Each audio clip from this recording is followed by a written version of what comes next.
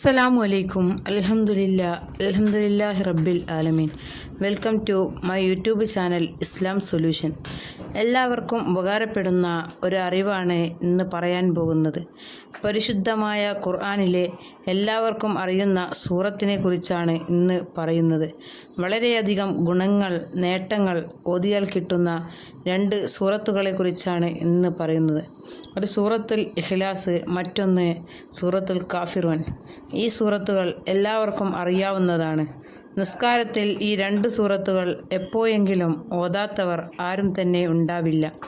ഈ സൂറത്തുകൾ രണ്ടും കുറഞ്ഞത് ഒരു തവണയെങ്കിൽ ഓതി വന്നാൽ കിട്ടുന്ന ഗുണങ്ങളെപ്പറ്റിയാണ് പറയുന്നത്. ഒന്ന്, ആപത്തിൽ നിന്ന് രക്ഷ ലഭിക്കും. ഈമാനിൽ അടിയുറച്ച് നിൽക്കാൻ തോന്നിപ്പിക്കും. കാരണം വലിയ വലിയ ആപത്തുകൾ നമുക്ക് വരുമ്പോൾ ക്ഷമ നഷ്ടപ്പെട്ട് തെറ്റിലേക്ക് പോകുന്ന അവസ്ഥ നമ്മൾക്കുണ്ടാവില്ല. അതുപോലെ തന്നെ നല്ല മനസ്സ് ഉണ്ടാകും, മനസ്സ് ശുദ്ധമാകും.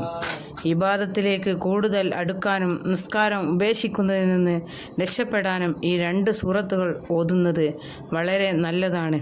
ഈ സൂറത്തുകൾ രണ്ടും ഓതൽ പതിവാക്കിയാൽ ഐശ്വര്യപൂർണമായ നന്മയുള്ള ജീവിതം അവർക്ക് ഉണ്ടാകും. 3 പ്രാവശ്യം സൂറത്തുൽ ഇഖ്ലാസ് ഓതിയാൽ പരിശുദ്ധ ഖുർആൻ മുഴുവനും ഓതിത്തീർത്ത പ്രതിഫലമാണ്. അതായത് സൂറത്തുൽ ഇഖ്ലാസ് പരിശുദ്ധ ഖുർആനിൻ്റെ 1/3 എന്ന് നബി സല്ലല്ലാഹു അലൈഹി വസല്ലം തങ്ങൾ പഠിപ്പിച്ചിരിക്കുന്നു.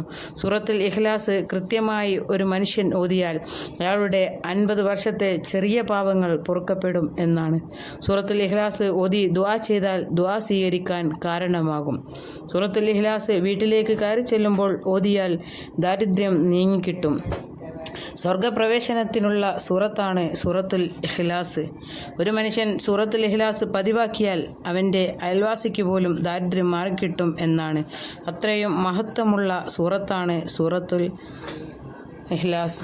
സൂറത്തുൽ കാഫിറൂൻ എല്ലാവരും ഓതൽ നല്ലതാണ്. പരിശുദ്ധ ഖുർആനിലെ 4-1 സൂറത്തുൽ കാഫിറൂൻ എന്ന് റസൂലുള്ളാഹി സ്വല്ലല്ലാഹു അലൈഹി വസല്ലം തങ്ങൾ പഠിപ്പിച്ചിട്ടുണ്ട്.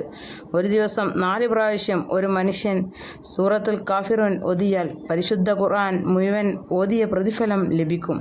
വളരെ ഭയാനകമാകുന്ന പിശാചുക്കളിൽ നിന്ന്, അതിൻ്റെ ബുദ്ധിമുട്ടുകളിൽ നിന്ന് അല്ലാഹു തആല കാവൽ നൽകും. അതുപോലെ തന്നെ ഇത് പതിവാക്കിയാൽ തൗഹീദ് നഷ്ടപ്പെട്ടു പോവുകയില്ല. ശിർക്ക് അവനിൽ നിന്ന് അകന്നു പോകും.